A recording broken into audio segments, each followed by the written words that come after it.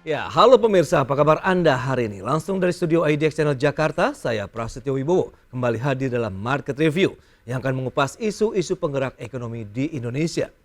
Dan langsung saja kita mulai Market Review selengkapnya.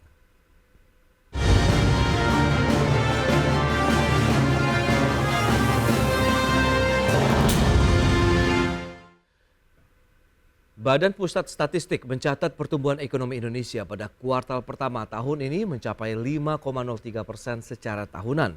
Meski demikian, secara kuartalan, laju pertumbuhan ekonomi Indonesia justru mengalami pelemahan sebesar minus 0,92%.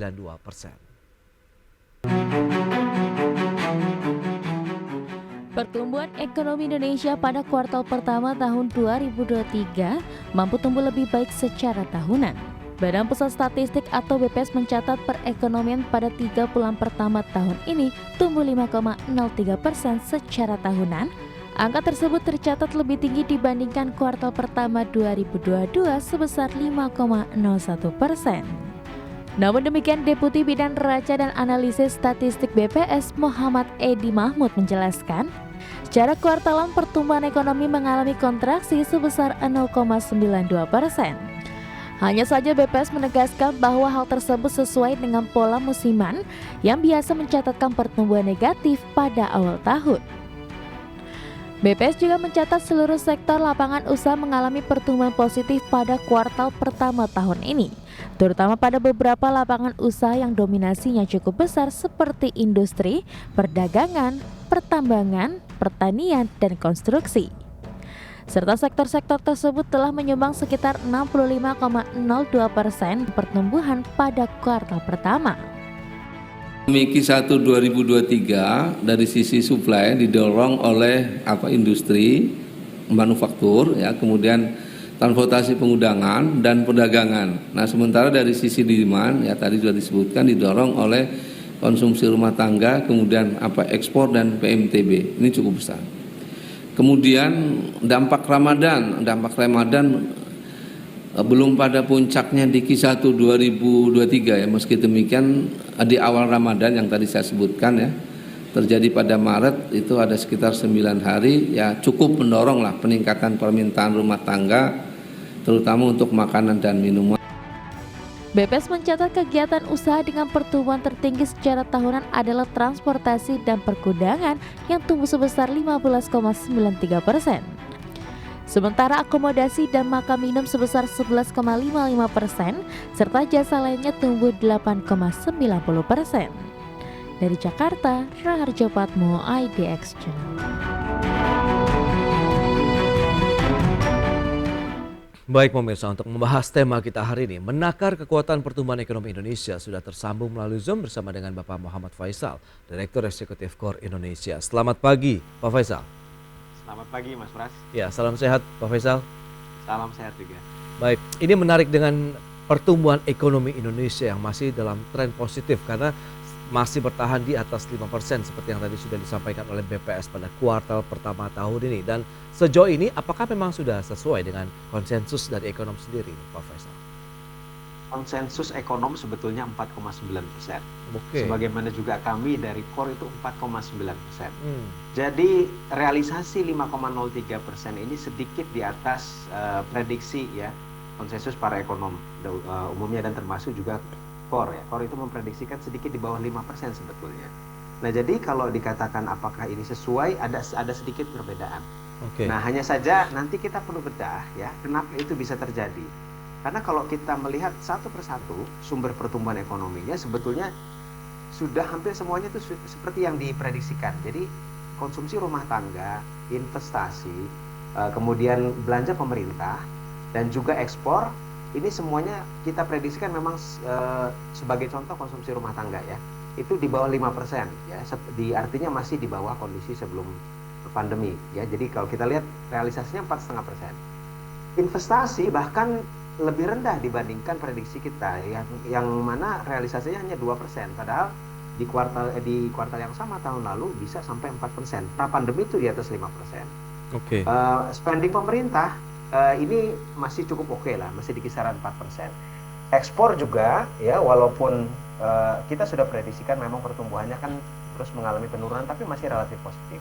Nah, yang agak meleset sebetulnya adalah impor yang ternyata lebih lemah ya daripada yang kita prediksikan. Jadi kita prediksikan impor ini tidak terlalu banyak jauh dibandingkan ekspor dari sisi pertumbuhannya, tapi ternyata cukup anjlok gitu ya. Dan efeknya karena impornya anjlok, efeknya terhadap pertumbuhan ekonomi secara statistik jadi malah positif. Karena net ekspor itu kan ekspor dikurangi impor. Begitu impornya jatuh, maka net ekspornya menjadi melebar dan itu berkontribusi terhadap secara statistik terhadap pertumbuhan PDB secara keseluruhan. Jadi artinya ini semuanya sudah sesuai dengan prediksi kita, tapi ternyata impornya ini turun lebih tajam. Dan ini artinya bukan berarti bagus ya sebetulnya. Jadi ini adalah secara statistik memang masih lebih bagus dari prediksi kita, tapi maknanya sebetulnya ini tidak kurang sehat sebetulnya. Nah, itu dia. Berarti kalau kita menakar begitu ya kekuatan dari pertumbuhan ekonomi Indonesia, Core Indonesia melihat apakah solidkah atau semu saja begitu, Pak Faisal? Begini, kalau dikatakan solid sekali ya tidak ya, ya karena ini semua negara pada tahun ini memang mengalami tekanan. Ya. Mungkin lebih tepat dikatakan itu resilient. Ya Indonesia itu memang lebih resilient. Nah itu saya akui. Kalau kita melihat bandingkan ya dengan negara-negara lain, hampir semua negara lain itu tumbuhnya lambat sekarang ya. Dari bahkan bukan hanya negara maju, Amerika itu hanya tumbuh 1,1% di kuartal 1. Baik. Cina yang biasanya selalu lebih tinggi dibandingkan kita, dan kita ekspektasinya setelah tahun lalu akhir tahun lalu dicabut zero covid policy, mestinya di awal tahun ini lebih kuat ya pertumbuhan ekonomi Cina bisa di atas 5, tapi ternyata hanya 4,5 ya. Kemudian nah yang biasa kita bandingkan juga Vietnam yang selalu lebih tinggi dibandingkan kita. Di kuartal 1 hanya 3,3%. Ya padahal di kuartal 4 5,9 di atas kita. Ya jadi artinya dibandingkan banyak negara 5,03 yang dicapai Indonesia itu memang lebih tinggi gitu ya. Jadi saya katakan ini lebih resilient dalam kondisi tekanan global seperti sekarang. Baik. Tapi apakah tapi yang perlu dicatat juga mungkin ada semuanya yang dalam konteks yang saya katakan tadi bahwa impor yang mengalami penurunan ini berdampak terhadap secara positif secara statistik terhadap pertumbuhan ekonomi.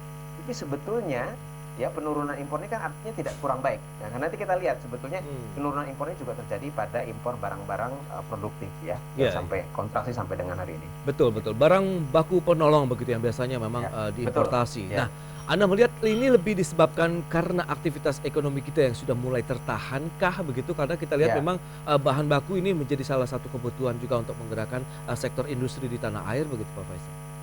Ya, kalau saya melihat dari berbagai indikator ya yang berkaitan dengan itu, indikasi perlambatan ekonomi domestik itu sudah menurut saya kentara ya.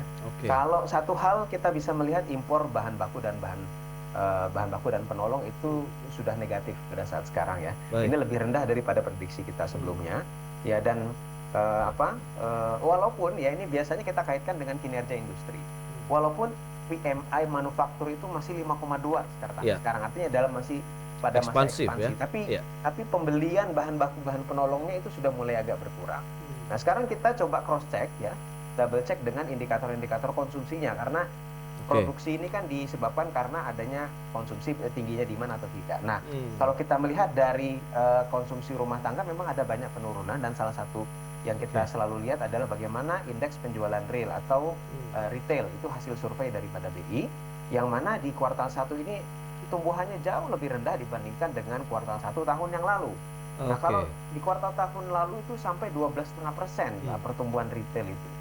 Nah sekarang hanya 1,6%, jadi jauh sekali ya. Dan ini juga terkonfirmasi dengan inflasi misalnya ya. Nah inflasinya di kuartal 1 itu hanya separuh daripada inflasi tahun yang lalu ya. Walaupun inflasi bisa berarti dua ya. Satu, kemampuan untuk mengontrol harga-harga, supply-nya bagus ya. Tapi bisa berarti dari sisi yang satu lagi, dari sisi demand-nya itu yang melemah. Nah, kalau kita melihat dari kondisi yang ada, ini kontribusi inflasi yang lemah karena lemahnya dari sisi demand ini juga cukup besar menurut saya. Iya, itu dia yang perlu dicermati, dan kita kan sampaikan, saya juga ada memiliki data-data begitu terkait dengan indikator ekonomi dari Badan Pusat Statistik di segmen berikutnya, Pak Faisal. Kita akan jeda dulu sebentar. Dan pemirsa tetaplah bersama kami.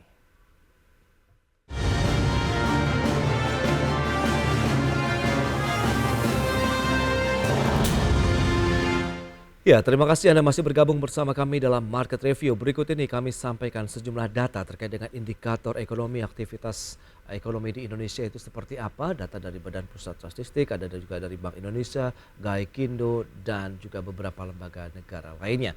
Ya, kita akan cermati dari sisi peningkatan mobilitas penduduk ini pasca dihentikannya PPKM.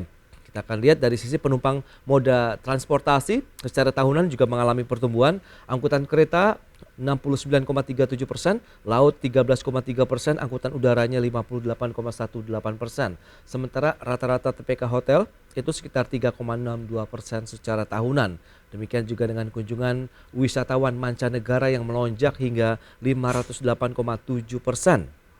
Dan juga didukung oleh penyelenggaraan acara nasional dan internasional dan juga yang digelar di Indonesia. Berikutnya, indikator dari stabilitas daya beli ini seperti apa? Inflasi terkendali ini kita cermati di Maret 2023 tercatat 4,97% secara tahunan.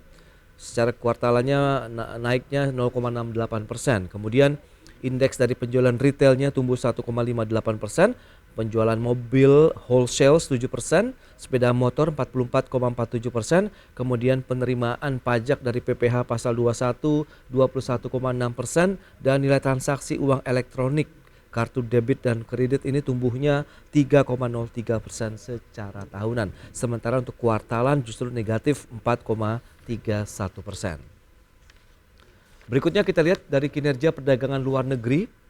Nilai ekspor Indonesia itu tumbuhnya 1,6% secara tahunan dan volume ekspor kita lihat tumbuh 26,89% yang terdiri dari volume ekspor migasnya 18,96%, volume ekspor non migasnya 27,24%. Sementara surplus neraca perdagangan tercatat 30,68% secara tahunan. Lantas bagaimana dengan aktivitas produksi dunia usaha pada kuartal pertama tahun 2023 ini? Dari Pro Manufacturing Index PMI Bank Indonesia ini masih dalam kategori zona ekspansi.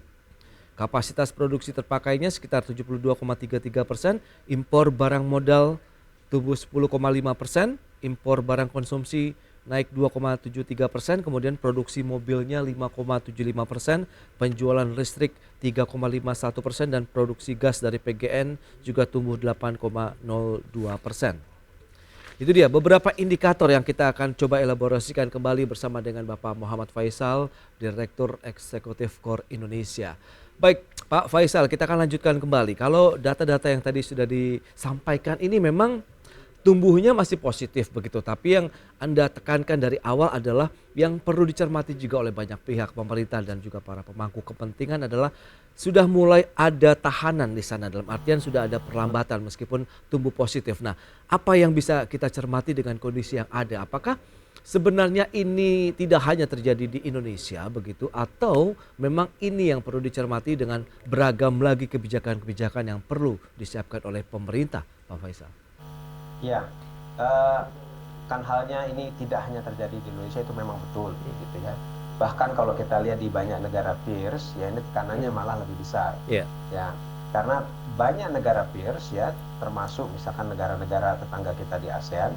Nah, karena mereka tingkat keterbukaan terhadap ekonomi globalnya lebih besar, lebih buka dibandingkan dengan kita. Ya, sehingga ketika ada tekanan dari permintaan global, ini pengaruhnya besar terhadap pertumbuhan ekonomi mereka, terhadap ekonomi domestik mereka juga. Nah, tapi bagi Indonesia yang punya pasar yang domestik yang besar, ekonomi domestik yang besar, ini semestinya bisa lebih resilient karena dalam kondisi global yang seperti apapun, mestinya sepanjang sebetulnya ekonomi di domestik ini bisa berjalan, nah pertumbuhannya semestinya bisa lebih bagus dibandingkan dengan negara-negara yang punya ketergantungan terhadap global itu lebih tinggi. Nah, jadi artinya kuncinya memang tetap adalah bagaimana kebijakan di domestik ya, baik itu fiskal, moneter, sektor real, ini menjaga supaya pertumbuhannya ini tetap lebih bagus dalam konteks di mana kalau kita lihat karakteristik ekonomi Indonesia berarti adalah dari sisi daya belinya yang harus besar, konsumsi masyarakat di domestiknya harus kuat. Jadi jangan ada kebijakan-kebijakan yang kontraproduktif terhadap penguatan dari sisi daya beli, baik itu dalam hal kontrol terhadap harga maupun dari sisi peningkatan income-nya. Menarik dicermati, apakah kita Ya. hanya bisa mengandalkan konsumsi dalam negeri saja ini, Pak Faisal? Mengingat kalau memang itu pada satu titik kan akan ada titik jenuh juga di sana begitu. Perlu kita meningkatkan lagi dari sisi eksportasi tadi. Nah, ini bagaimana supaya Ya. bisa berjalan seiringan begitu? Ya, tentu saja bukan hanya konsumsi ya. Yang kita dorong tentu saja juga aktivitas atau sektor-sektor produktif ya. Dan ini biasanya juga diwakili atau dipresentasikan dengan tingkat investasi. Oke. Nah, makanya investasi memang terus juga harus didorong, dan bukan hanya investasi besar, tapi juga investasi yang menengah dan yang kecil. Nah, catatan dari kuartal 1 ya, ternyata tumbuhan investasinya agak di bawah dari ekspektasi karena hanya 2% ya. Baik. Padahal di tahun yang lalu lebih tinggi ya, 4%-an. Kan pra pandemi itu sampai 6%. Nah, jadi ini catatan di kuartal pertama bagaimana investasi ini jangan sampai juga mengalami slowdown. Sebetulnya kalau kita melihat dari investasi yang masuk cukup banyak ya. Apalagi ketika pemerintah mendorong hilirisasi ya, banyak yang tertarik untuk masuk ke sektor yang terkait dengan hilirisasi Indonesia, terutama hilirisasi tambang ya. Nah, tapi tentu saja kita berharap hilirisasi walaupun penting, kita ingin melakukan supaya investasi itu lebih luas, bukan hanya di sektor tersebut ya, tapi juga di manufaktur yang lain, kemudian juga di sektor jasa dan juga di sektor primer. Oke. Kondisi yang ada saat ini apakah memang semacam kurva saja setelah kita genjot cukup kuat pada saat pandemi dengan memberikan karpet merah pada investasi di Indonesia, kemudian juga bisa menggerakkan aktivitas ekonomi Indonesia pada saat pandemi, bahkan di negara lain sedang berjuang begitu, struggle, tapi kita masih bisa tumbuh. Apakah ini titik yang wajar saja begitu, yang memang bisa dicermati karena sudah masuk kemudian sedang berproses juga di dalam negeri untuk memulai entah itu pembangunan kawasan industrinya, kemudian sudah mulai melakukan persiapan produksi begitu, Pak Faisal? Ya, sebetulnya yang dikatakan tadi ada faktor musiman yang dikatakan BPS ya, termasuk untuk investasi, itu memang ada benarnya. Ya, tapi tidak lepas juga di samping faktor musiman, sekarang ini juga dari sisi tekanan ini sebagian memang mempengaruhi dari sisi investasi gitu ya. Nah, sehingga ya menurut saya memang upaya untuk mendorong investasi memang harus bukan hanya dari satu approach ya. Satu approach itu maksudnya yang saya katakan tadi, mendorong investasi yang besar-besar, apalagi hanya asing saja ya. Kita juga bagaimana memperkuat dari sisi investasi di sektor-sektor yang lain gitu ya. Dan yang menarik juga kalau kita melihat dari sektor-sektor ya, tadi yang saya belum sebut juga bahwa sektor-sektor yang paling besar menyumbangkan terhadap pertumbuhan ekonomi, 5 yang terbesar itu masih di bawah 5% ya. Industri manufaktur masih 4,4% kalau tidak salah, dagangan 4,8%, bahkan pertanian, konstruksi itu yang nomor 1, nomor 3, 4-nya itu di bawah 1% gitu ya. Jadi ini sektor-sektor besarnya ini malah belum tumbuh sesuai dengan potensinya. Padahal sektor-sektor ini juga membutuhkan banyak serapan tenaga kerja begitu ya, Pak Faisal. Dan kita akan lihat nanti karena di satu sisi pemerintah masih pede, percaya diri begitu dengan resiliensi ekonomi Indonesia. Kita akan bahas nanti di segmen berikutnya, Pak Faisal. Dan pemirsa, kami akan segera kembali usai pariwara berikut ini.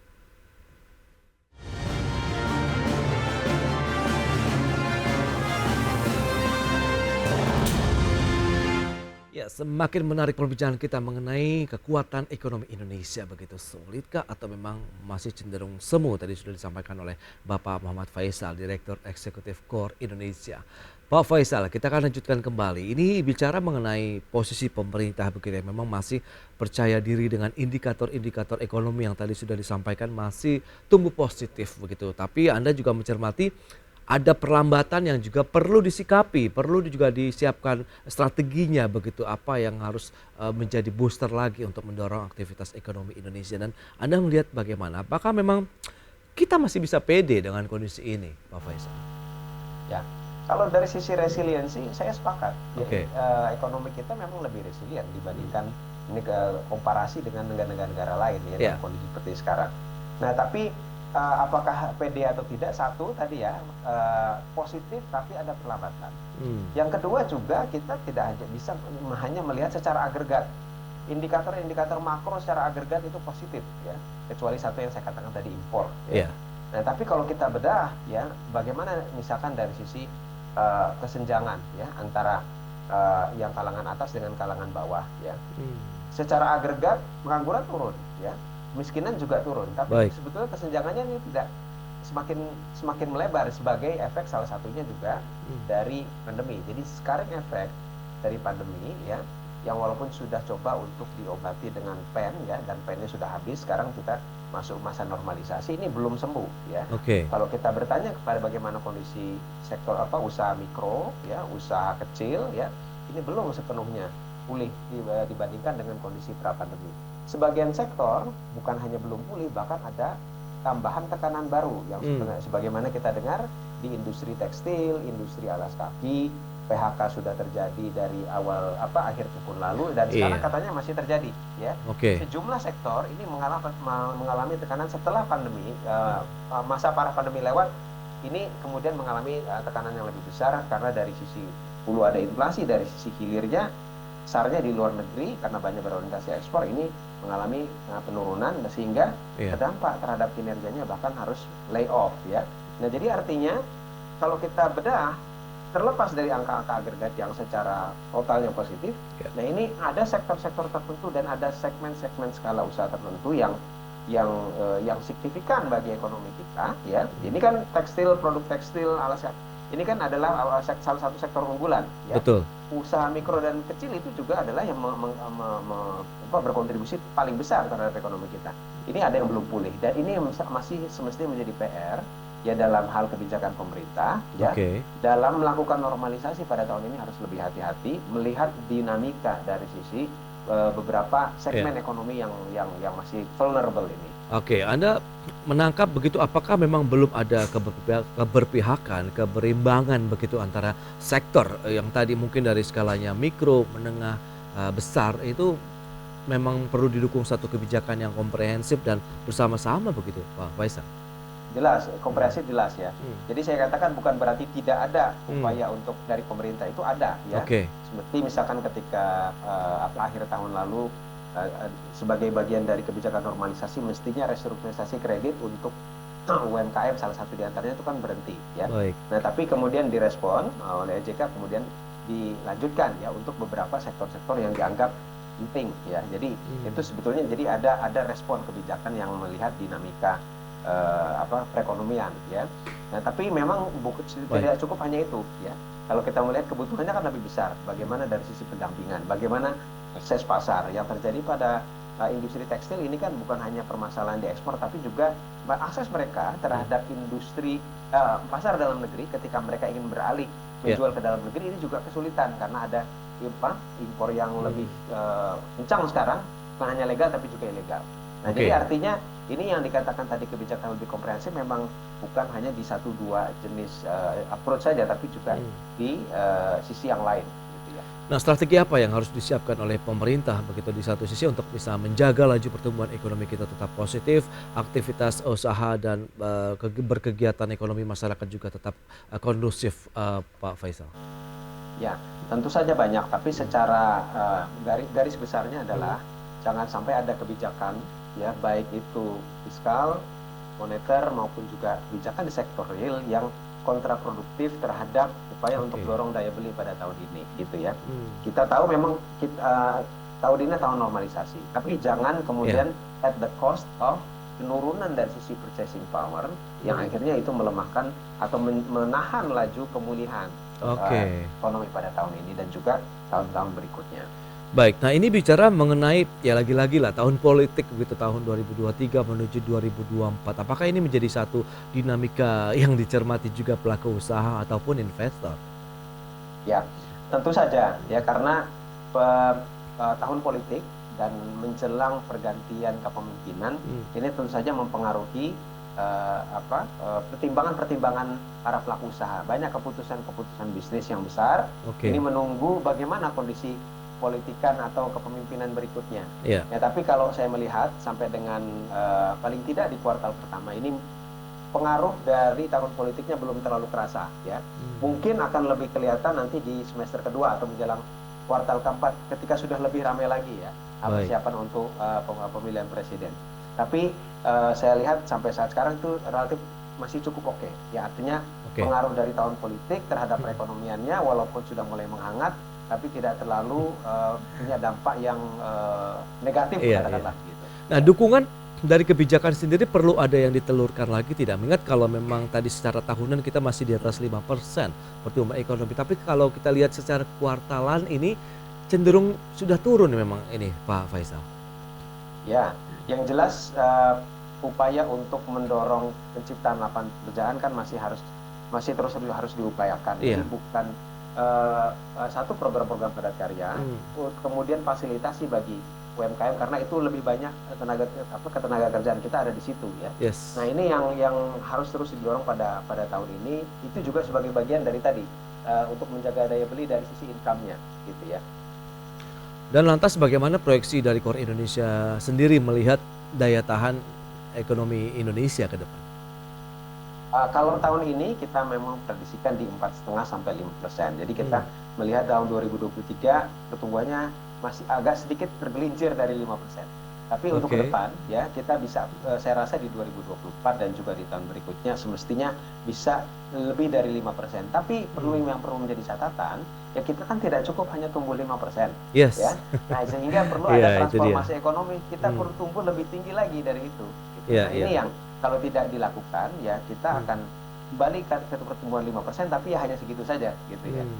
Itu dia, kita perlu ada booster baru begitu ya Pak Faisal ya, untuk bisa mendorong pertumbuhan ekonomi Indonesia bahkan bisa mungkin melesat sampai dengan 7% begitu, baru kita bisa benar-benar terbebas juga dari jebakan kelas menengah ya Pak Faisal. Betul, ya. Oke, baik Pak Faisal, terima kasih banyak atas waktu dan sharing yang Anda berikan kepada pemirsa pada hari ini. Selamat melanjutkan aktivitas Anda kembali dan salam sehat Pak Faisal. Salam sehat, terima kasih.